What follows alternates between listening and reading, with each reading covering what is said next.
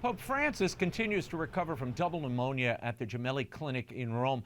The Vatican issued this hospital photo to reassure the faithful.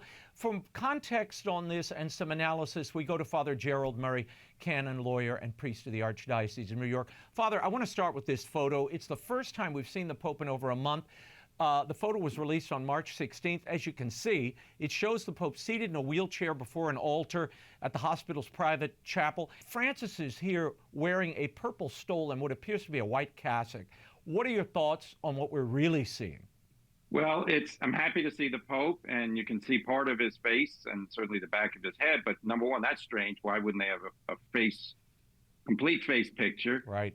Secondly, you look at what's the alb, which is what you wear when you have celebrating Mass and you have a stole over it. But, you know, on closer examination, that's really a hospital sheet. Right. That's not an alb. And that's, irregular to say the least. And you don't celebrate Mass wearing a hospital sheet. Now, granted, he's in the hospital, but if they have a stole, they could have brought an alb. So I think, that's not very edifying. And it explains why the photo's not from the front, because you'd see the sheet. Right. So that's regrettable. I wish they had taken the extra effort. And on the left-hand side of the image, you can see the excess folds of that sheet. Also this week, the Pope seemed to be well enough to pen a letter to the editor of an Italian daily, writing that his convalescence has made him more aware of the absurdity of war. So he's writing these letters. They've also announced that he's going to be visiting with Prince Charles at the top of April. And Cardinal Pietro Parolin, the Secretary of State, said there is no possibility that the Pope is going to resign. It's not going to happen. On the one hand, his ill health prevents him from celebrating Mass and leaving the hospital. On the other, he's writing letters to the editor and planning royal visits. Your reaction to this posture? Well, I think this is where the Vatican's got to get their message a little clearer to the people, what's going on here. The Pope is obviously recovering slowly because he's up, sitting in a chair, he's getting photographed, he's communicating with people. But what's the plan here? Is the Pope going to be going back to Santa Marta, the residence where he lives on Vatican City state grounds? Mm-hmm. How long he's going to be in the hospital? Is it realistic to have him visiting with the King of England in a couple of weeks? So it would be good. And then as regards to resignation, the Pope himself has said if he was debilitated, he said that at the beginning of the pontificate, that he would resign. Right. So, Cardinal Parolin, I think, wants to basically damp down the media fury, but it's up to the Pope if he wants to resign, and, let's see what happens. But certainly they need a media strategy that's a little better than what they've had so far. Yeah, well, I got to say, it looks like it's full steam ahead to my eye, Father. In fact, it was announced that a synod on synodality, it's becoming its own perpetual franchise. Cardinal Grech announced that the Pope has approved a new, get this, 3-year synodal implementation process, which will culminate in an Episcopal Assembly in 2028. Your reaction? I know you have one to this. Yes, no, actually, it's not an Episcopal Assembly, it's an Ecclesial Assembly. They changed the terminology. Uh-huh. And they said basically they're canceling the planned synod 3 years from now. There will be no synodal meeting. There'll be an Ecclesial Assembly, and it will not be substantially populated by bishops, as opposed to the synod and bishops that we just finished last fall. So I don't know what an Ecclesial Assembly is. Cardinal Grech said it's something new on the level of the Universal Church. No details about who's going to be there, who gets invited, how many lay people, how many bishops, how many cardinals. It's all a mess, in my opinion, because you announce something without defining what it really is. Yeah, but tell people how important this is, because if you populate this with laymen, this disturbs the entire nature of the Catholic Church, Father.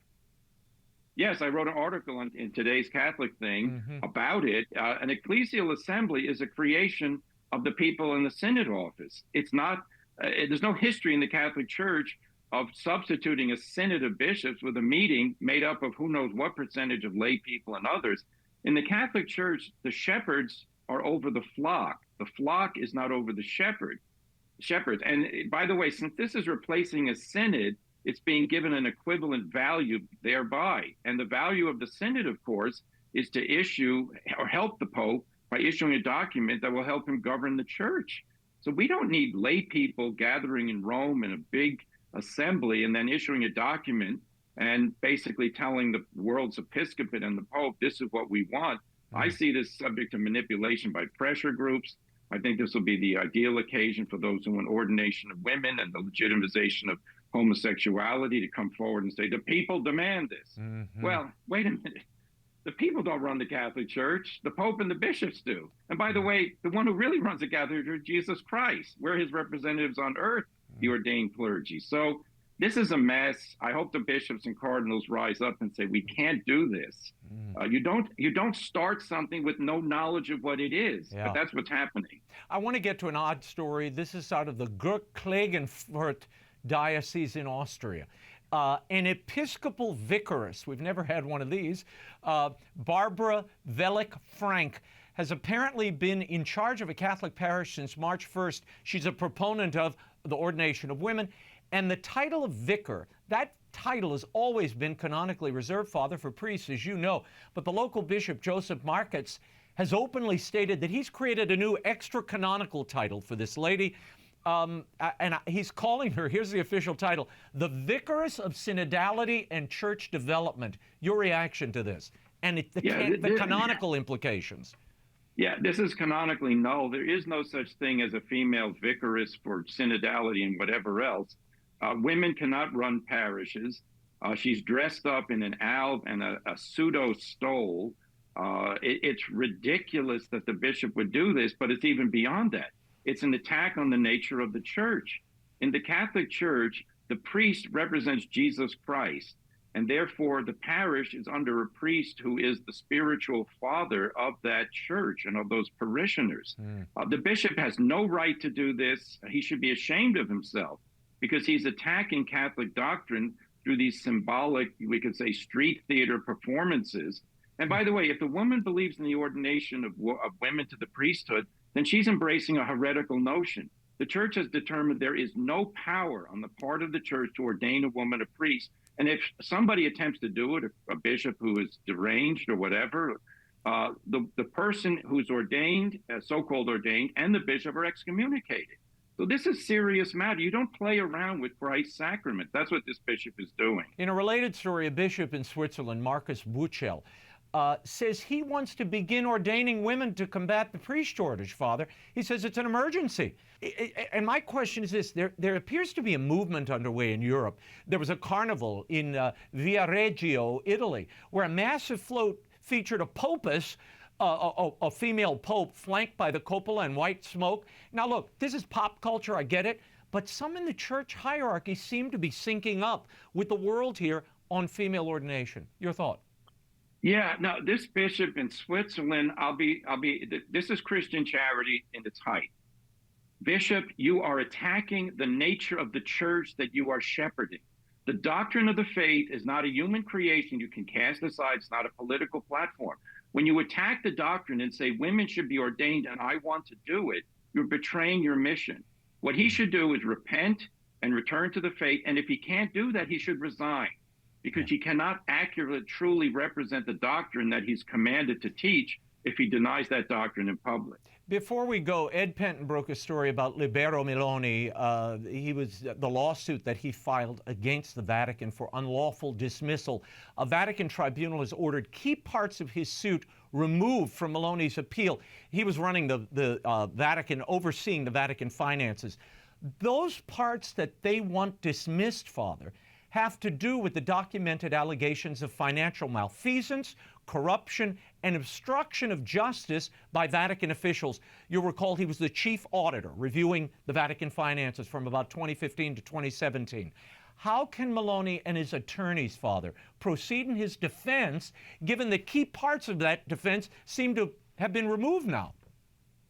Yeah, this is quite shocking that a court, in entertaining a lawsuit by a person who alleges that he's been offended by the authority that he's suing, is then told the evidence upon which you base your complaint is inadmissible, not because it's been judged and proven to be false, but simply because they say it's defamatory and things of this sort.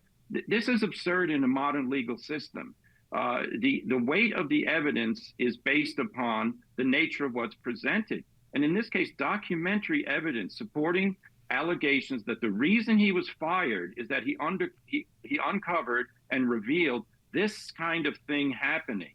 And therefore, if he was fired unjustly based on the fact that he brought evidence to the authorities' attention. This is not how you operate a system of law.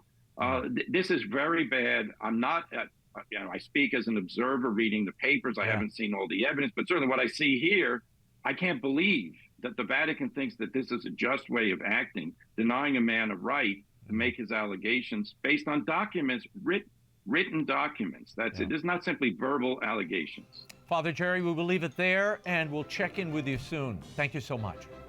Thank you, Raymond.